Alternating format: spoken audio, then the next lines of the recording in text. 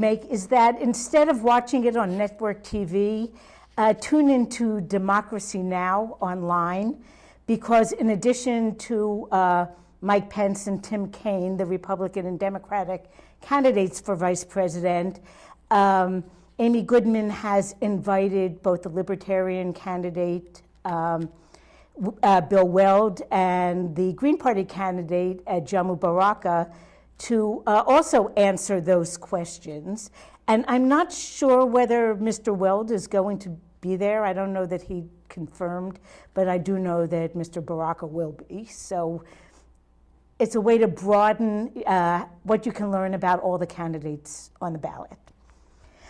So tonight's guest is someone who will be on all the ballots in the 2nd District of Connecticut, Congressional District, which is a really big area. It's about 40% of the area of the state. Jonathan Pelto, welcome. Thank you. Thank you for the invitation. It's an honor to be back on the show.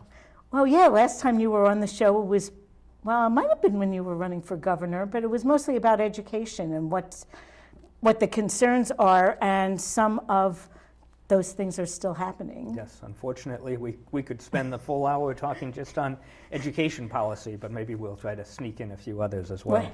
And after about the first 10 minutes, if people want to call in, if they have questions of your own, feel free to. We will take calls.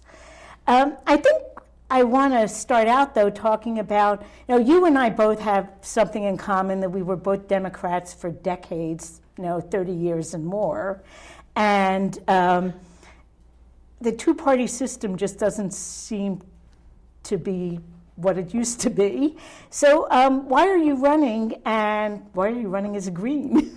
Well, it's a multi-pronged answer that I have, but it boils down to the same recognition that the incumbency party, that is, in this state it's primarily Democrats, but there are some Republicans as well. In other states it's Republicans and some Democrats, but we have gotten so far off track in this country, and we're really losing any opportunity to get back on track. And one of the reasons I'm convinced is that the notion of the incumbency party dedicated to the status quo and completely unwilling to look at the kinds of options that are out there that would actually be better for the country, better for the state, better for our communities, options that would give us the opportunity to have a healthier, better, safer society.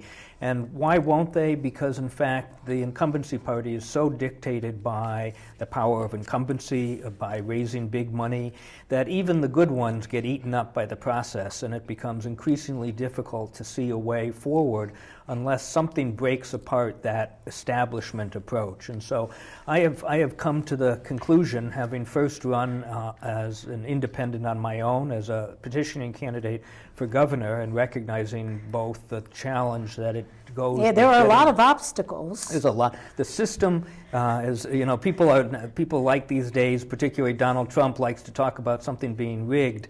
What's being rigged here is the opportunity for third parties to get involved and to be heard. And so first I tried it as an independent candidate for governor, trying to collect sufficient signatures to get on the ballot and recognize the incredible hurdles that exist just to give people the opportunity to be heard. I also saw the pushback in that case from the Democratic Party about the sort of anti-third party, anti-independent, that idea that no matter what, and we're hearing it again these days, that just having the opportunity to vote for others is somehow spoiling the system. And I've now had a chance to spend 2 days with Jill Stein, impressed by just very articulate, smart, intellectual, right on so many of the issues. And as she reminds her audiences, by not having third parties, what you get is always the choice of the lesser of two evils, and they don't have to work too hard in order to explain why people should vote for them. They only have to explain why they shouldn't vote for the other person. And I actually think that a third party would be very helpful in this country and at the state level and at the local level in providing a change and creating the kind of pressure that needs to be brought to the establishment party. and have been convinced that the Green Party is probably the vehicle to do that. It exists across the country. It has a legacy of articulating important issues.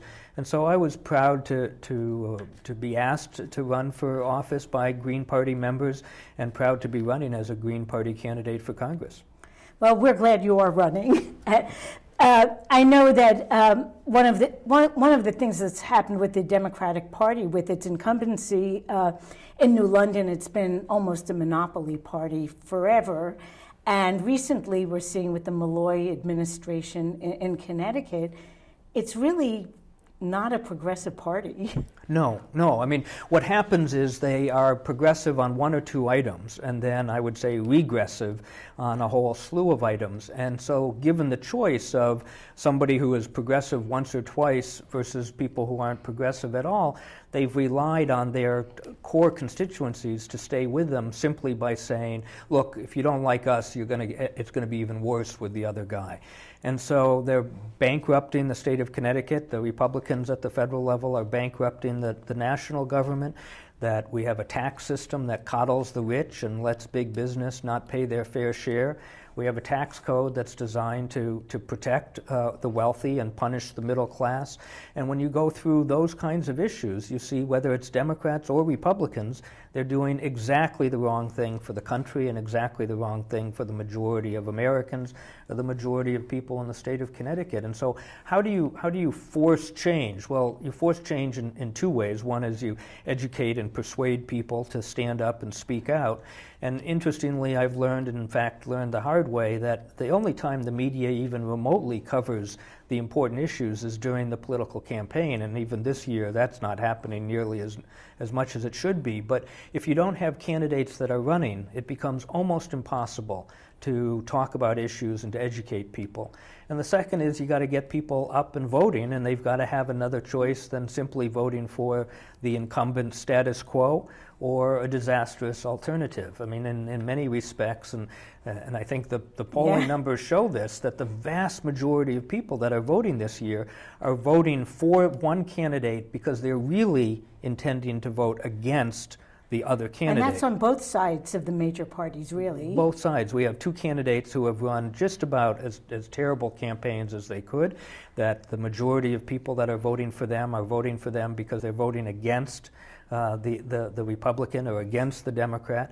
And we have two candidates who have record levels of unapproval or lack of approval of the kind of job they would do or the kind of person that they are. And so I think this is one where the public is so far advanced than the politicians. The problem is the politicians hold all of the cards, because unless you have third-party candidates that are willing to run and willing to get out there and be heard and be seen and to try to persuade people that they do have an option, then the incumbents just keep on winning. And in Congress, for example, 94% of the incumbents win every single time. And so if we're going to have any form of a change, it will only come when third parties start to knock away at that power of incumbency. And in the meantime, third parties can influence policy even when we don't get in. I think of Ross Perot's run in 1992. He might have tipped the election to Clinton. We'll never know. But his message of balancing the budget did resonate, and it was one of the few things that Bill Clinton and his Congress actually dealt with together. That's right, but and people forget, and Bill Clinton and the Congress at that time actually passed budgets that not only balanced, they had small surpluses, and they didn't do, at least they didn't do as much of the trickle-down economics that we saw both with Reagan, Bush, and in many respects with Obama.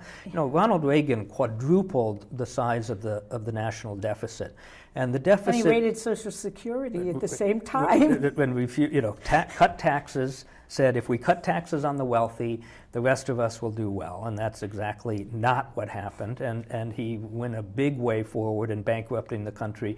So he quadrupled the size of the national debt. George Bush comes along, he doubles the size of the national debt, and the national debt is going to double another time before Obama leaves office, because again, they cut taxes for the wealthy, and then tried to run 2 wars, or a continuous war on borrowed money, and a stimulus package on borrowed money. And so by all of those things, we are ensuring that our children don't have the kind of opportunities that we have. And we've talked before of one of the things that has been a standard operating procedure. Some generations have done better than others, but there's always been a sense that we had an obligation to our children and grandchildren to leave them with a world that is as good, if not better, than the world that we inherited. And that's just not happening. I think there's across-the-board recognition, liberals, conservatives, moderates. We may disagree on some individual items. For example, we still have the climate deniers, when in fact the climate has become the single greatest threat to our children and grandchildren. But this idea that somehow we don't have this obligation. So between a massive national debt that we're leaving our children, a tax structure that hurts the middle class and destroys the working folks of the country, and all of the other issues of inaccessible health care, environmental policies that are moving in the wrong direction instead of the right direction, there's this sense that, and I think a sense really across the board, that something is very wrong. And you see that with the level of anger and frustration and fear about, are these the kinds of leaders that will move us forward? And for the vast majority of people, they're recognizing that this isn't what we need. And so in the short term, it's how do we push the debate? How do we get them to start articulating that? And I think Bernie had a real impact on Hillary, and she started talking about student financial aid, and for a while there she started talking about climate change and some other issues that some of which she's backed off of, some of which she stayed engaged in. But we saw that she changed her campaign because of this not so quiet, peaceful revolution that was starting to take shape in the country. And that says to me that those of us that are willing to stand up and start talking about these issues can have an impact in the short term, and hopefully can build a third party in the long term. Now, speaking of policy that affects future generations, education is one thing that you've been involved in for a long time. When you were a state rep, you were instrumental in the education cost-sharing formula. And people who read your blog now and have for the last few years know that you're a huge advocate for quality, equitable public education. So what needs to be done on a national level to shift the course we're on? And to shift the course that we're on, and that's a prime example of we're on the wrong course, headed in the wrong direction, and we're picking up speed in the wrong direction, and we're running out of time, quite frankly, to get back on track. And one of the reasons that I decided to run this time was that although, and I've said I'm not running against Joe Courtney, I like Joe, he's a good guy, I voted for him in the past, I've given him money, but there are some key issues that we disagree on, one of which is on education. He supported the Every Student Succeeds Act, which is really just the continuation of the No Child Left Unbothered, No Child Left Untested, No Child euphemistically left behind, because it leaves almost all children behind. It doesn't leave their data behind. It doesn't leave the data. They get to be mini little data centers and profit centers for private business. So what education, the Every Child Succeeds Act, which was the wrong bill at the wrong time, does the wrong thing, maintains and continues this testing frenzy, and maintains and continues the privatization of public education. And my family background is, on my father's side, is from Finland, and Finland was once again just recognized as the best education system in the world. And so what do they do that we don't do? And instead of just euphemistically saying, why can't we be more like Finland, why don't we actually take a look at what they do and what countries that are succeeding do? And the answer is they recognize that there are at least three, if not four, major barriers to student success and academic achievement. The first is poverty, the second is language barriers, the third is unmet special education needs, and the fourth is recognizing that educators are the best people to run education, that you can't run education like a business, you need to run it like an education system. So on those four items, whether it's the state of Connecticut or the federal government, we're failing on all of them. We're not doing what's necessary to minimize the impact of of poverty. And in a country like Finland, which has many more social programs and recognizes that if a child is living in poverty, they're not going to do as well in school. And so you have all kinds of programs, many of which we would have trouble adopting in the United States, but some of which we wouldn't. And we could do a much better job on providing income security for those who have children, so that the children are going to school from a household that's not in crisis, and they're coming to school not hungry, and are given this kinds of services at school that ensure that they get the health care and the food that they need in order to be good students. And the second is around English language learners, and we just refuse to make the kind of investment in teaching in a way that students who don't speak English will not only learn English but also learn the content. Every study that's been done shows that when you're teaching students in both their own language and in the English language, they learn much more quickly. When you try to force them to learn English and only teach in English, in the English language only, you lose all of those students who you could be bringing along and strengthening their skill set so that they've got the kind of knowledge and the kind of skills that they need in order to live more fulfilling lives and to be more productive citizens. And special education is an important aspect that needs to be funded. It needs to be funded with the federal level and at the state level and not at the local level. If we as a society decide that all children deserve an education, then we as a society need to go ahead and pay for that and not leave it on the backs of the local property taxpayers, because when you do that, you have cutting corners in places that don't have money. So in places like Wyndham and New London, you're cutting back on special ed. It becomes a downward cycle for those students who are not learning English because they're not being taught both English and in their home language. They're not getting the special education services they need, and they're not getting their poverty addressed. And finally, what the Every Student Succeeds Act, which is really what every student is punished act, is that it takes education out of the realm of educators and gives it to the bureaucracy and to private businesses. And private businesses are looking to make money, and that's their job, and they see it. And when they see education as an opportunity to make money, you know that you're going to be paying more and getting less, and that's exactly what's happening across the country. So I'm running in part because this education issue is becoming such a crisis at the federal level, the state level, the local level, that at the very least we need to be talking about that so that parents and teachers and taxpayers are stepping up and saying enough is enough. We're not going to accept this kind of status quo any longer.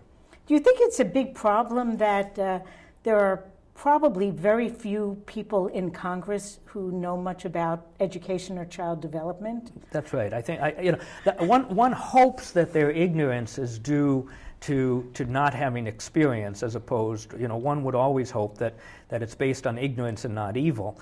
I think there are plenty of people down there that should know better and purposely don't. But I do think by not having educators, not having people who are involved in education, by having so many millionaires in Congress who have sent their children to private school, that they imagine that every school can be like the school where they're paying $40,000 or $50,000 a year to send their kid. And if you're paying $40,000 or $50,000 a year starting in kindergarten all the way through, you just don't get a sense of what's going on in our public school system and how disruptive the federal policies and state policies are. We have a real problem, and we're going to need more money into our public schools, but we're also going to need public schools that run better. That happens by returning to the notion that they're really driven by education policy, by educators who understand. One of the big differences between Finland and the United States, first off, we test kids every year. Finland has one standardized test, and that's after the children are done with all the way through school. It's a test that's given to all children at the age of 18, and it's not a test that decides whether or not they're going to get out of school. It's a test about what colleges they're going to go to, and so it's a completely different system. The second is that the teachers are recognized as having the flexibility responsibility to deal with every student the way that that student needs to be dealt with so that they'll succeed. One of the ways that Congress has done it by adopting the Common Core is they now say in high school, for example, that only 30% of the English language arts can be fiction, 70% has to be nonfiction.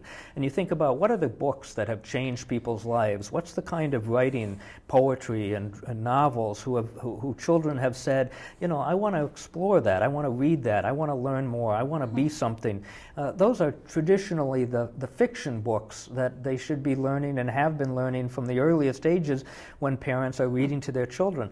And so why government would say, as a matter of fact, I was recently in Finland and I was talking with teachers and they just could not believe that there would be a government policy that said only 30% of the books that you use can be fiction.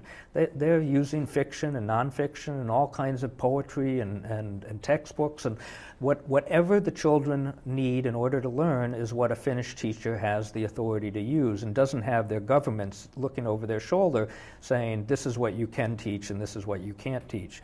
And so we have a long way to go, but there are models out there that work perfectly well. Models out there, for example, where we could be evaluating teachers on the factors that actually influence the successful learning instead of using standardized tests to punish teachers on something they don't have any control over. And one of the ironies, I think, is with so many of the members of Congress being multimillionaires and their kids, for the most part, going to private schools, they don't even, I mean, their own students are not experiencing the testing or the large class sizes that they are demanding of the public schools. Right. So there are examples, not just in Finland, but probably in some of the schools their own kids are going to, that are outside of this federal regulation, that are really would be a good template to follow in some public schools. That's right. It starts at the very top. But, you know, people have said, not tongue-in-cheek, that if every child had the educational opportunities that the Obamas have had, the Obamas sent their children to a school that doesn't use the Common Core, that doesn't use the Common Core testing, that has very small class sizes, that has all kinds of support services. Now, it's a very expensive school, but those children who need the extra help, whether it's special education help or English language help or other kinds of assistance, get it. It's not. This isn't, as the saying goes, this isn't rocket science. This is an art form as well as a science about how to teach children. And we know how to teach children. We know how children learn, and they need more time for play.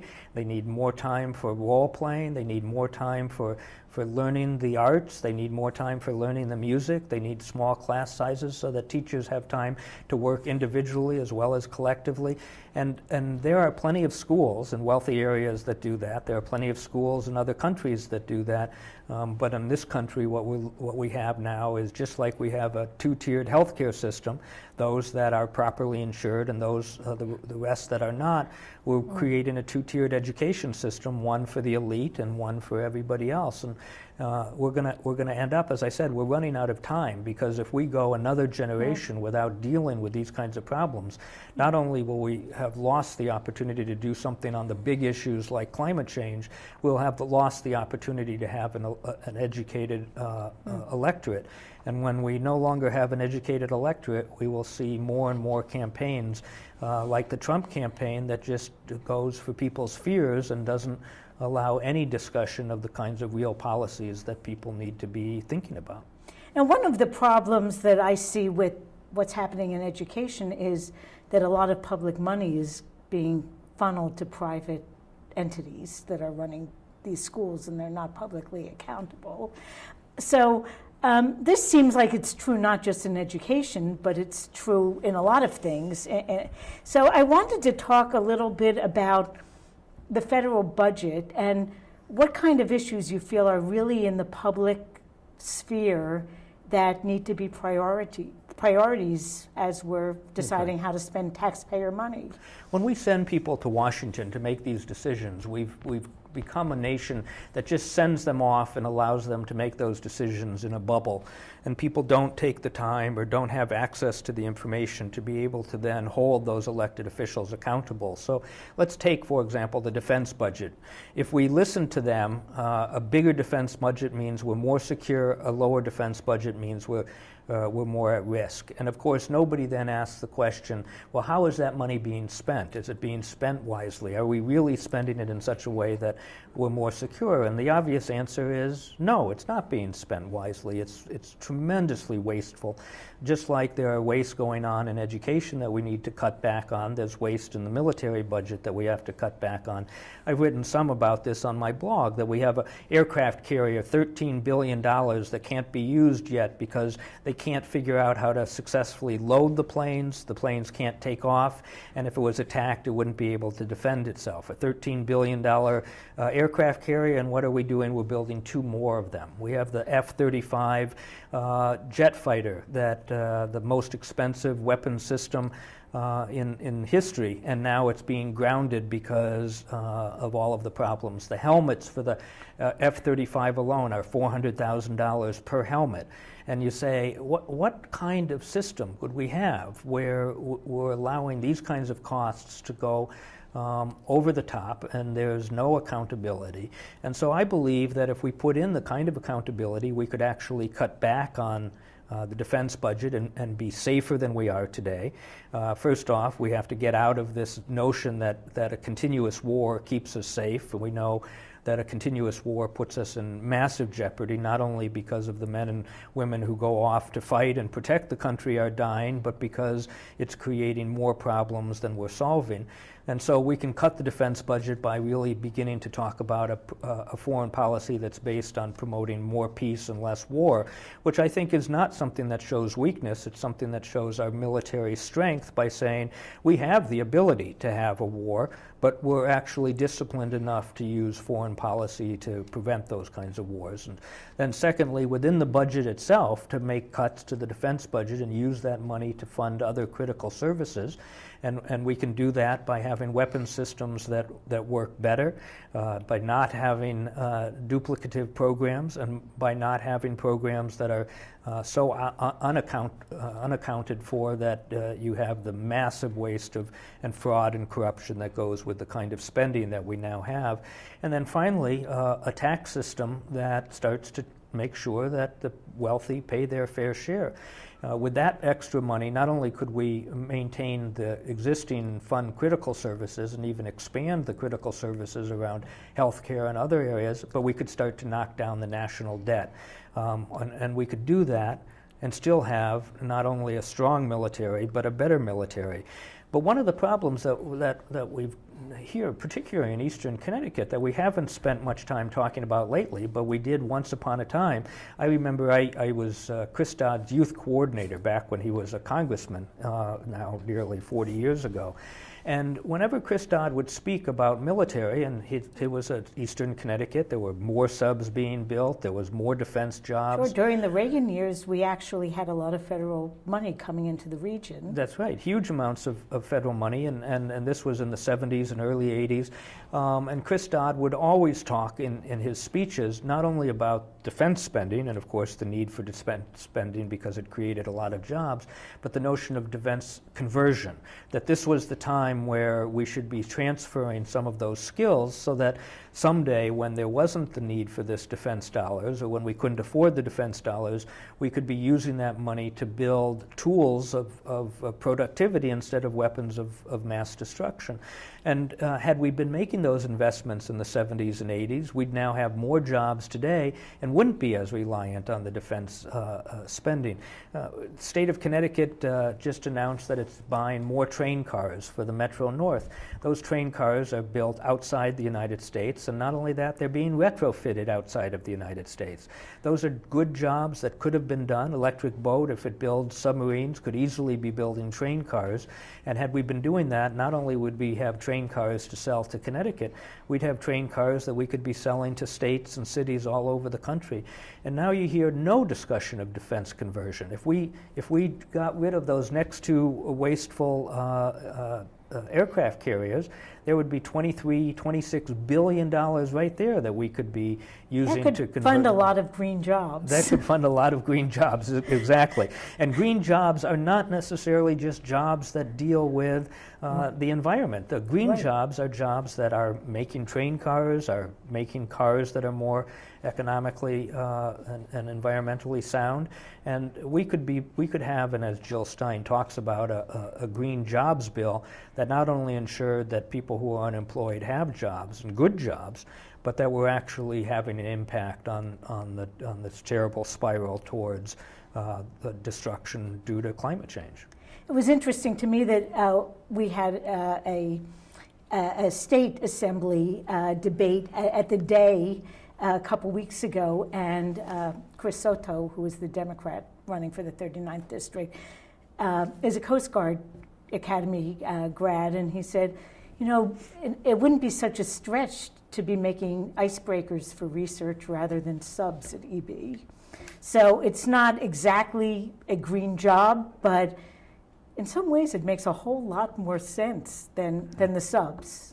And it's this issue of putting off what needs to happen. We know what needs to happen. We need to change the kind of energy policies that we have in this country to promote more solar and more wind and hydropower and geothermal power. And it needs to happen. It needs to happen now. It doesn't. 10 years from now is too late. And for us to be debating whether or not we should do those things is really losing the opportunities that we have to, as I said, to build a healthier, safer, better world, not only for ourselves, but perhaps even more importantly for our children and grandchildren. And it's not a question of having a strong military, for example, or a military budget that keeps us safe. The fact is that we could be building icebreakers, and that would be used in any number of ways, not only to break ice, but to ensure that immigration policies are properly adhered to, and all of the other things that take place that make up a healthier, safer, better country.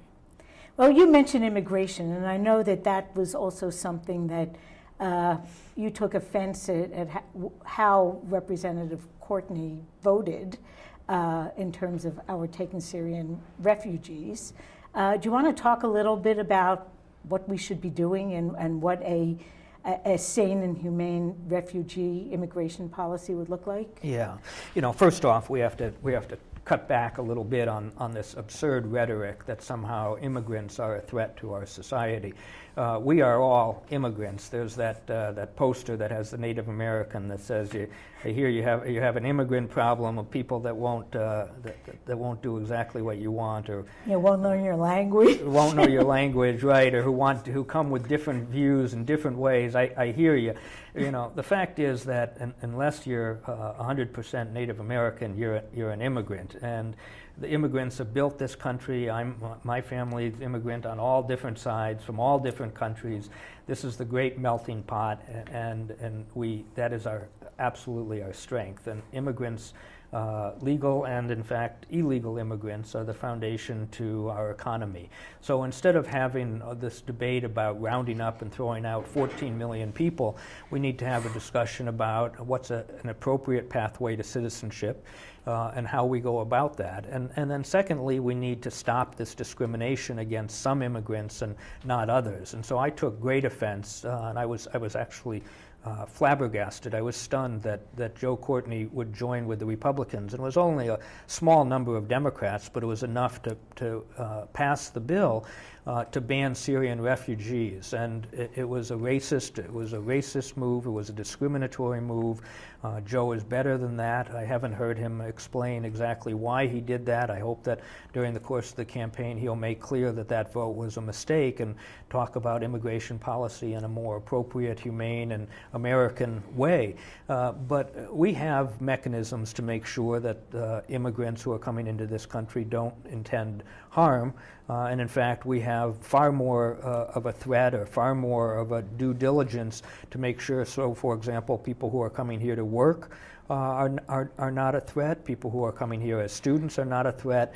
The people who come as immigrants who are seeking asylum are probably the absolute safest bunch because they have gone through so many hurdles. It's taken them 2 and 3 and 4 years to get into the country, that those are people who I think we want to welcome with open arms and are welcoming with open arms. And in my town of Mansfield, we have a Syrian family that's moved in, and they're part of the community already. And so rather than talk about this sort of vicious, un-American approach to immigration, we need to have a calm, serious, mature discussion about how do we stay safe and yet open our borders to the kinds of hope and energy and dreams of people who have built this country and will make it a great country in the future. And even the Chamber of Commerce, I think, recently went on record as saying that immigrants are more likely to start businesses than people who are born here. That's right. So there might be an initial investment absorbing new people, but in the long run, it's actually more than pays for itself. And there are some urban centers. I heard that Baltimore and Minneapolis, some other cities that have lost population over the last 50 years, are some of them really welcoming large numbers of immigrants to repopulate. That's right, and all of the excitement that comes with immigrating to this country and starting a new life and creating. I mean, it is exactly the people who create jobs and work hard. And this is an issue where Washington is so far. Another issue where Washington is so far off track that if you have a reasonable discussion with people, reasonable people will say, let's develop a reasonable immigration policy and let's implement it and let's move forward. And yet Washington is so polarized and doing absolutely nothing that you end up with, again, this incumbency party. They may be Democrats, they may be Republicans, but the one thing we know they're not doing is what's in the best interest of the country. So we have to shake the gates and try to open them up. And I'm realistic about what my chances are this time, but I also recognize that we're never going to build a viable third party. We're never going to get rid of the power of incumbency unless we start banging away year after year, campaign after campaign. The problem is, as I said, we're running out of time, and so we want to do that. We want to do it with a strong voice, in a strong way, to make sure that we're out there saying the status quo is not acceptable, the path that we're on is not acceptable, the way the world is going, the way the country is going, the way the state is going, the way our communities are going, are simply not acceptable, and we won't put up with it any longer. And I think that's starting to be a more widespread belief among people who might not have communicated much with each other in the past. I know there's the organization Brand New Congress that is now in the process of seeking candidates for 2 years from now in hopes of getting a brand new Congress in 2 years and getting rid of the incumbency that now exists. And they're screening people from all different professions. And so I don't know, if you want to run in 2 years, you might want to get that. That's right. See. Well, and I think that, I mean, your observation is an accurate one, and it's a very serious issue of, we know that the system isn't working, so how are we going to change that system, and who's interested in changing the system? Ralph Nader, who folks, of course, these days like to blame for Gore losing Florida, when of course the facts are, and you get these emails saying, don't let Jill Stein do what Ralph Nader did to Florida. Well, in fact, Ralph Nader didn't do that to Florida, and Al Gore lost the election because he wasn't able to get enough Democrats, let alone unaffiliated, to vote for him. And to blame it on Ralph Nader, I think there was 14 candidates, third-party candidates running, and all of them got more votes than the gap between Gore and Bush. And I believe I read that almost 300,000 registered Democrats voted for Bush, and only about 45,000 voted for Nader. So that's right. So it's absurd, but it's an example. But it's a scare tactic. It's a scare tactic. It's a scare tactic, and that's exactly how these people are able to stay in office and continue. And they'll say things like, "Well, you shouldn't run because you're going to spoil it," or "That person is a nice person, so they shouldn't get challenged." And as I said, I don't have a lot of problems. I have some differences with Joe Courtney. But I don't believe that candidates should go uncontested or undercontested, that it's healthy, that it's not healthy for democracy when candidates are not faced with opposition. And so Ralph Nader, as I said, bringing up his name, he wrote a book, Unstoppable, which is if you took the reasonable people on the right and the reasonable people on the left and you brought them together, their goals are actually relatively similar, and they would be unstoppable if they said, we're not going to accept the Democratic Party the way it is. And as you started this interview, I mean, here we both were Democrats, lifelong Democrats. I registered as a Democrat on my 18th birthday. I was a Democratic office holder, a Democratic Party official. I don't think I left the Democratic Party. I think the Democratic Party clearly walked away from its values. And so if Democrats were saying no more, good Democrats were saying, look, this isn't the party that we work so hard to support. And Republicans were saying, this is certainly not the party that we work so hard to support. That if you took those reasonable Democrats and the reasonable Republicans and you brought them together, so as Ralph Nader wrote this book and said, unstoppable, I think we would be unstoppable. And hopefully we'll see more and more candidates running as third party as a way to shake the gate until we knock it down. So I think part of the appeal of a candidate like Trump, I don't really see the appeal at all, but is that people really are hurting and they see a Clinton presidency as pretty much a continuation of the status quo, and they feel like shaking up anything is bound to help them. So let's talk about the different ways that people are hurting and maybe think a little bit about real solutions and not just pretend solutions, which I think Trump is offering. And I think you wrote something recently about like bank fees killing people financially. There are, student loans, student debt. So how are people hurting these days? Right. I mean, we could spend not only the remaining time, but we could do 2 or 3 shows and should probably about that. And we'll look forward to next week when you're in the candidate seat talking about your race and what we could be doing on the positive side. I'll pick just 3 examples that come to mind. Student debt is crushing a whole generation, now 2 generations of people. I've experienced it having one daughter who just finished college and another one that's going to college, and it's changed my whole outlook on my economic standing. I mean, technically, I guess, theoretically, I'm still in the middle class, but the amount of debt that I will have to send my children to college will be with me for the rest of my life. And I think that's not uncommon. Families are faced with 2 choices. Put the debt in the child's name, in which case they'll never be able to buy a home or even buy a car or live comfortably, or put it in the parent's name, in which case our options are now severely limited in what our retirement is going to look like and the kind of debt that we'll carry till the end of our days. And so this is a system, again, rigged to hurt people who do the right thing and go to college. As Jill Stein talks about, there are 42 million Americans that are weighed down with student debt. And we could bail out the banks when they collapsed, and yet we say for a small amount of money compared to what we spent on the banks, we could, quote unquote, bail out. Like that aircraft carrier. That's right, like that aircraft carrier. And even if we were to say, look, let's do it on a sliding scale of ability to pay, let's have some kind of system in which we're writing off the debt for those people who simply can't pay it back, and paying off less of the debt for those who can pay it back. It's something that we could do, we should do. It would be perfectly doable in the coming 2 years, and it would change the course of life for 42 million Americans. It would change a whole generation of people who would have now more hope and more opportunity and more resources to start businesses and be active in a capitalist society and buy homes and rent apartments and do all of the things that we want people to do, and yet they can't do because we're hurting ourselves. And you can can walk away in America's screwed up bankruptcy law. You can walk away from your consumer debt, but you can't get rid of your student financial aid debt.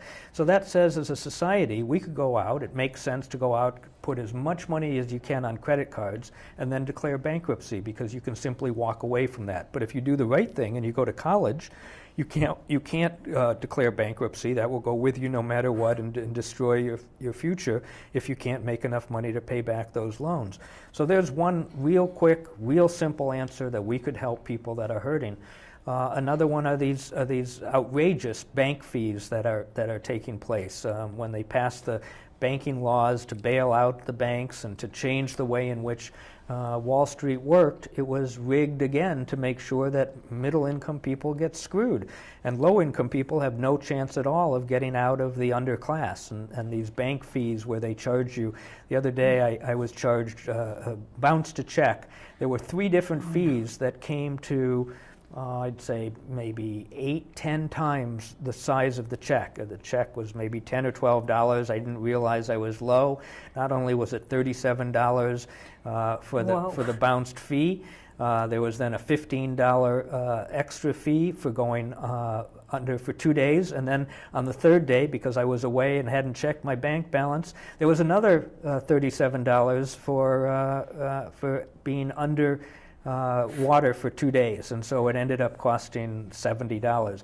Now those banks are making record amounts of money. They don't need my $70 to be successful. They don't need my $70 to pay their CEOs outrageous, obscene amounts of money, and everybody else that's being hurt by that too. You could do away with those bank fees and the banks would still be very successful. And then the last one I'll raise is an issue of being far more thoughtful and creative about how we deal with something as important as veterans' health care. Right now, the VA hospitals and the VA healthcare system is underfunded, overwhelmed. We have a perfectly good healthcare system in this country under Medicare and Medicaid.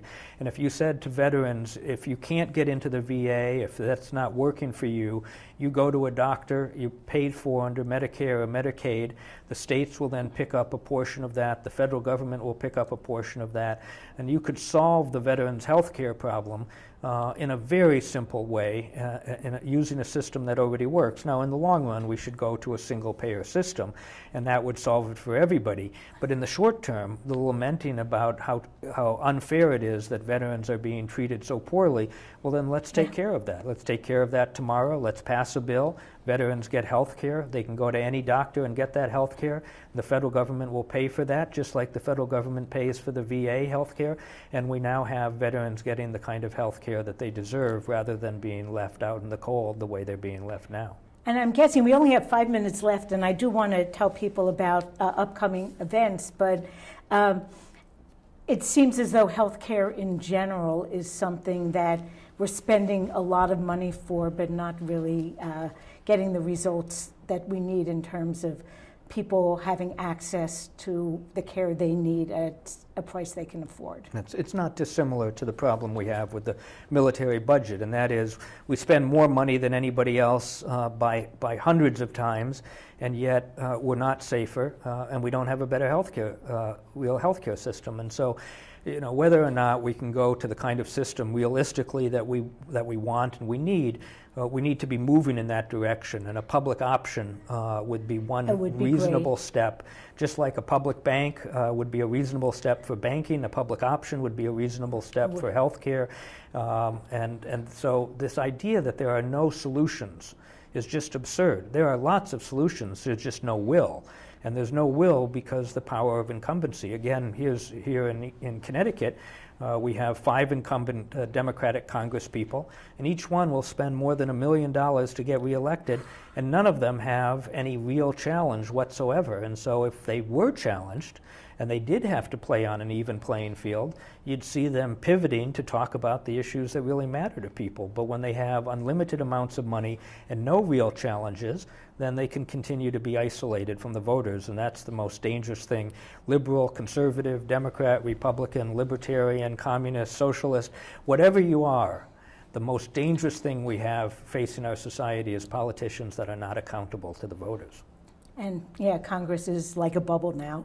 Well, So there are some upcoming events I wanted to, let's see, there is, actually on October 12th, you have a choice because there's a Meet the Candidates event in Killingly, I think, that you're going to be at.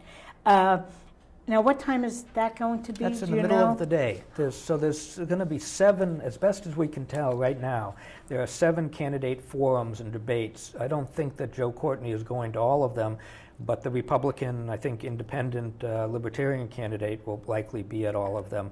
One is at Quinnebog Valley next week, and then we have full-fledged debates. The Norwich Bulletin is putting one on. And that's at ECSU, right? At ECSU.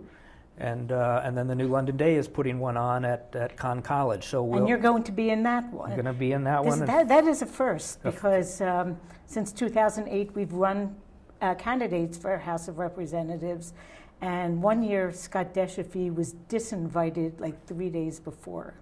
And we'll so see. I hope that doesn't Hopefully that doesn't you. happen.